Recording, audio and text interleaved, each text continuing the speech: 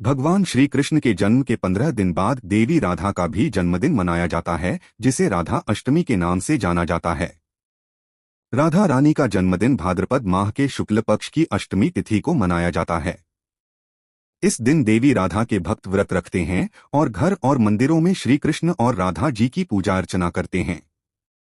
इस साल राधा अष्टमी 11 सितंबर को मनाई जाएगी। राधा जी की जन्म कथा श्री कृष्ण के साथ उनके प्रेम कहानी की तरह ही बड़ी रोचक है। आइए राधा अष्टमी से जुड़ी पौराणिक कथा के बारे में विस्तार से जानते हैं। राधा अष्टमी से जुड़ी पौराणिक कथा।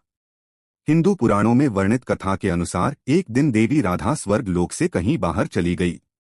यह जानकर भगवान श्री कृष्ण विरजा नाम की सखी के साथ उद्यान में घूमने लगे। कुछ देर बाद जब देवी राधा स्वर्गलोक वापस आईं, तो वह श्री कृष्ण को विरजा से साथ देखकर क्रोधित हो उठीं और क्रोध में ही उन्होंने विरजा को अपमानित कर दिया, जिसके बाद विरजा नदी के रूप में बहने लगी। देवी राधा का यह व्यवहार श्री कृष्ण के मित्र सुदामा को अनुचित लगा और वह देवी राधा को भला बुरा कहने लगे। देवी राधा को मिला श्राप।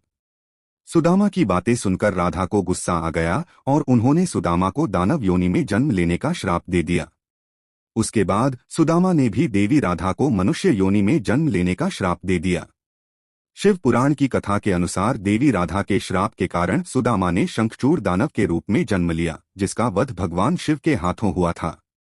वहीं राधा रानी को सुदामा के श्राप के कारण पृथ्वी लोक पर मनुष्य के रूप में जन्म लेकर भगवान कृष्ण का वियोग सहना पड़ा।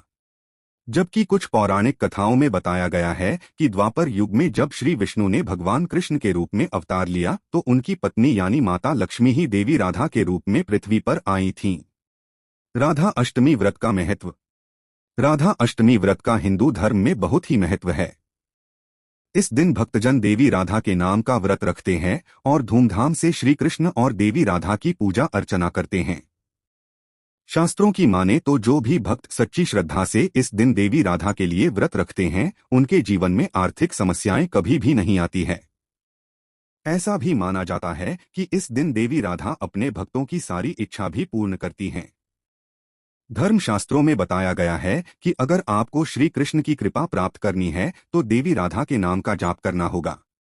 इसके बिना आप इस भवसागर को पार नहीं कर सकते हैं। Thanks for watching friends. Please like, share and subscribe. Radhe Radhe.